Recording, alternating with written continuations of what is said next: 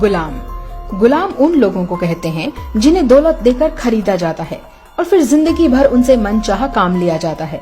मगर कई गुलाम ऐसे भी हुए जो उसे खरीदने वाले राजा या अमीर के इतने करीब आ गए कि एक बादशाह के बराबर रुतबा पा बैठे। आज हम ऐसे ही कुछ गुलामों के बारे में जानेंगे जो अपने मालिक की मेहरबानी की बदौलत जर्रे से आसमान तक पहुंच गए। मलिक अंबर इथोपिया का गुलाम था जिसे अहमदनगर के सुल्तान के वजीर चंगेज खान ने खरीदा। मलिक अंबर की वफादारी से चंगेज खान इतना खुश हुआ कि उसने मलिक अंबर को वो सब कुछ दिया जो एक सल्तनत के वारिस को मिलता है। बाद में अंबर मलिक मुगलों की नजर में आया और मुगलों ने उसे अपना जनरल तक बना दिया। कुतुबुद्दीन ऐबक मोहम्मद गोरी द्वारा खरीदा गया गुलाम था। कुतुबुद्दीन की कुत्तों से भी ज्यादा वफादारी के कारण गोरी ने पहले इसे अपना सैन्य सहायक बनाया और फिर दिल्ली का सुल्तान तक बना डाला। गुलाम वंश की नींव कुतुबुद्दीन ने ही डाली। दिल्ली के कुतुब मीनार का नाम इसी से है। मलिक काफूर अलाउद्दीन खिलजी का गुलाम था। वो अलाउद्दीन खिलजी के इतना करीब था कि उसे देवगिरी का गवर्नर तक बना दिया गया था। खिलजी की मौत के बाद उसने खिलजी की जगह लेने की कोशिश की, पर खिलजी के ही अंग रक्षकों ने उसे मौत के घाट उतार दिया।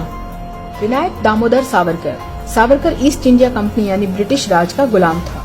1911 में उसे अंडमान की कुख्यात जेल में डाल दिया गया। उन्हें 50 वर्षों की सजा हुई थी, लेकिन सजा शुरू होने के कुछ महीनों में ही उन्होंने अंग्रेज सरकार को माफीनामा लिखा कि उन्हें रिहा कर दिया जाए। उन्होंने अंग्रेजों से यह वादा किया कि यदि मुझे छोड़ दिया जाए तो मैं भारत के स्वतंत्रता संग्राम से खुद को अलग कर लूंगा और ब्रिटिश सरकार के प्रति अपनी वफादारी निभाऊंगा। अंडमान जेल से छूटने के बाद उन्होंने यह वादा निभाया भी और जिंदगी भर अंग्रेजों के गुलाम मुखबिर बनकर रहे।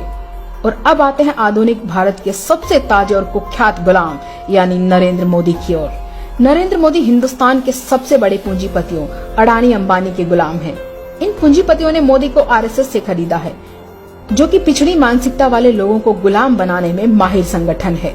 अडानी अंबानी ने गुलाम नरेंद्र मोदी की निर्ममता भरी वफादारी और झूठे भाषण देकर जनता को बरगलाने की प्रतिभा को पहचाना और उसे भारत का सबसे ताकतवर आदमी बनाने की पेशकश की। बदले में गुलाम मोदी को कैसे भी करके उन्हें भारत का सबसे दौलतमंद रईस बनाना था।